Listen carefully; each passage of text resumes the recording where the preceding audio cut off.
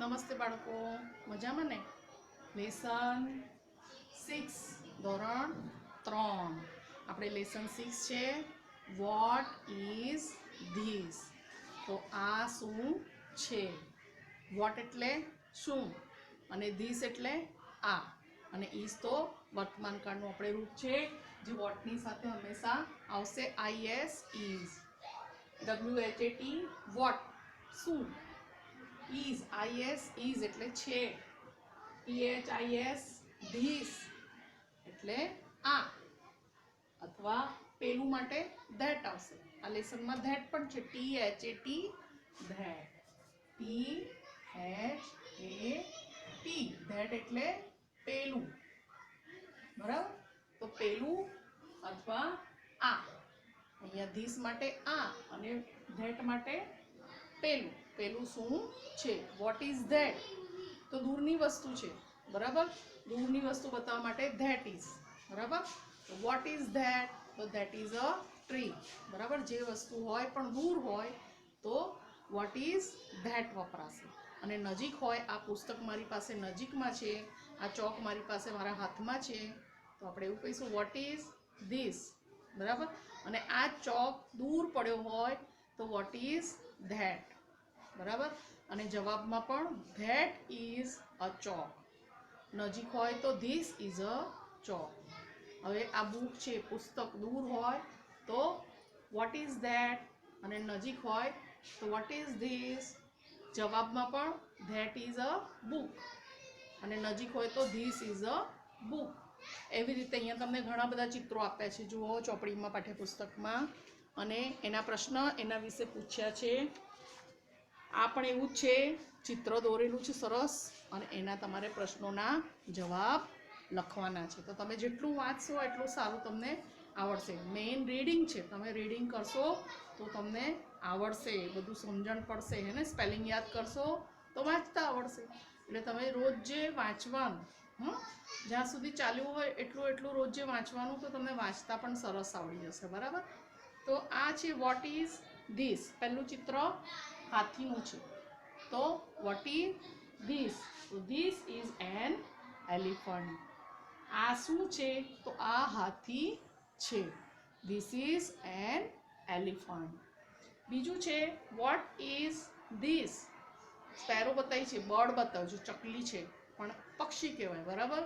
તો this is a bird. હવે અહીંયા ધીસથી પૂછ્યું છે પ્રશ્નાર્થ, અને હંમેશા પ્રશ્નાર્થ ચિહ્ન કરવાનું, બરાબર? જ્યારે આપણે પ્રશ્ન પૂછીએ, ક્વેશ્ચન હોય તો ક્વેશ્ચન માર્ક આ કરવું જ પડે. અને જ્યારે વાક્ય પૂર્ણ થાય, જવાબ હોય, તો ત્યાં આપણે પૂર્ણ વિરામ, ફૂલ સ્ટોપ એ કરવું પડે, એ ભૂલવાનું નહીં. એટલે જ્યારે તમે પ્રશ્ન પૂછો તો પ્રશ્નાર્થ ચિહ્ન કરવાનો, અને જ્યારે તમે જવાબ લખો, આન્સર, તો તમારે પૂર્ણ વિરામ કર્યા વગર ચાલે નહીં. એ યાદ રાખવાનું, બરાબર? ભૂલવાનું નહીં. This is an elephant. What is this? This is a bird. તો આ પક્ષી છે.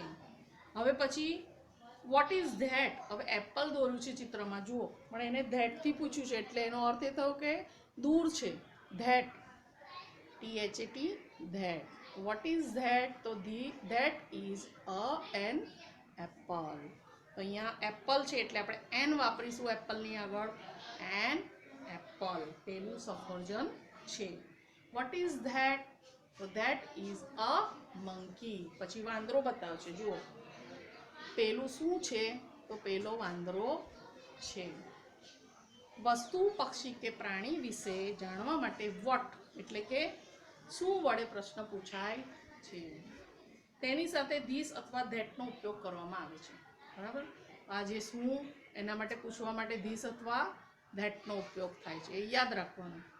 ધીસ ધેટની સાથે ટુ બીનું ક્રિયાપદ આઈ ઇઝ એટલે કે ઇઝ, વર્તમાન કાળનું એક વચનનું રૂપ ઇઝ વપરાય છે અથવા તો આવે છે, બરાબર? તો એની સાથે હંમેશા શું આવશે? ઇઝ. અને બહુવચન હોય તો આર. ARE, are. ઇઝ અને આર. હજુ આપણને આ લેસનમાં ઇઝ છે, IS ઇઝ, એક વચનનું વર્તમાન કાળનું રૂપ IS ઇઝ, એ આવશે. એટલે vote is this? what is that, what is this, what is that. આ શું છે, પેલું શું છે, બરાબર. તો એ યાદ રાખવાનું તમારે કે ઇઝ વર્તમાન કાળનું રૂપ છે. આ બહુવચનનું, આ એકવચન, આ બહુવચનનું. હવે પાછળ question answer. Is this a book, શું આ પુસ્તક છે? Yes this is a book. તો હા જવાબ શાનો આવશે? હાથી. હા તે પુસ્તક છે. Yes it is a book. તો હવે યસની જોડે પણ ઇટ આવશે એટલે તે પુસ્તક છે. Is that an apple? હવે આ કેળું દોર્યું છે અહીંયા ચિત્રમાં, તો અને પૂછ્યું છે ઇઝ ધેટ એન એપલ, તો આપણે શું કહીશું? નો. આન્સર કેવો આવશે? નો. નો અને નોની સાથે કેવી રીતે લખીશું? નો ધેટ ઇઝ નોટ. જે પ્રશ્નમાં પૂછવું હોય, ધીસ પૂછવું હોય તો ધીસ લખવાનું અને ધેટ પૂછવું હોય તો ધેટ લખવાનું, બરાબર. તો અહીંયા no that is not an apple. It is not. No it isn't એવું પણ લખી શકો તમે.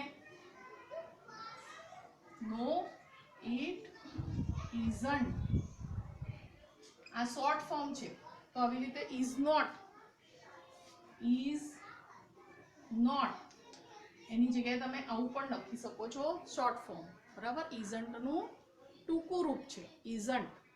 તો નો ઇટ ઇઝન્ટ, ના તે નથી, એ ટૂંકું રૂપ છે નો ઇટ ઇઝન્ટ. તો આ પણ વાંચવું બાળકો. પછી ફન ટાઈમમાં એક્ઝામ્પલ આપ્યું છે વોટ ઇઝ ધીસ, એપલ કે ટોમેટો, તમને કૌંસ આપ્યા છે તો શું છે? એપલ. તો તમારે ધીસ ઇઝ એન એપલ. શું આવશે? This is an apple. પણ ખાસ ધ્યાન રાખવાનું છે કે તમને પ્રશ્નમાં શું પૂછ્યું છે, ધેટથી પૂછ્યું છે કે ધીસથી. જો ધેટથી પૂછ્યું હોય THET ધેટ, તો તમારે જવાબ પણ ધેટમાં આપવાનો છે, અને ધીસથી પૂછવું હોય તો તમારે જવાબ ધીસથી આપવાનું છે. એટલે કે આ અને પેલું એ તમારે ધ્યાન આપવાનું છે, બરાબર. આ સફરજન છે, પેલું સફરજન છે, શું પૂછ્યું છે એ જોવાનું અને પછી જવાબ લખવાનો.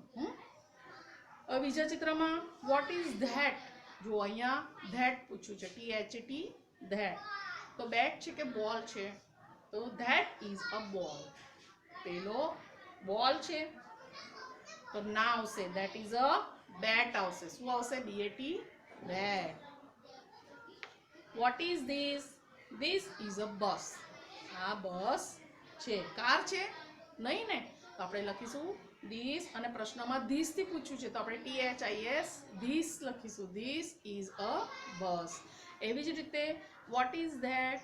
That is an owl. ઘુવડ છે ને, તો ધેટ ઇઝ, ધેટથી પૂછ્યું છે, ધેટ ઇઝ એન આઉલ. આઉલની આગળ એન આવશે, બરાબર. What is this? This is a brinjal. What is that? That is a horse. What is this? This is a cap. What is that? That is a hen. What is this? This is a book. What is that? That is an orange. This is a train. That is an egg. This is a kite. That is a ball. This is a pen. That is a tomato. This is a rabbit. હું તમને આ પ્રમાણે worksheet પણ આપીશ. હું હમણાં જવાબ બોલી ઉપર પ્રશ્નમાં ધીસ ને ધેટથી સરખું જ છે, પણ ધીસ ને ધેટનો ફેરફાર છે તે તમારે ખાસ ધ્યાન રાખવાનું કે પેલું પૂછ્યું છે કે ધીસ, એટલે કે આ પૂછ્યું છે, અને લખવામાં પણ એનું ધ્યાન રાખવાનું છે અને ખૂબ જ વાંચવાનું, બરાબર. તો વાંચો ને બાળકો. Okay, thank you.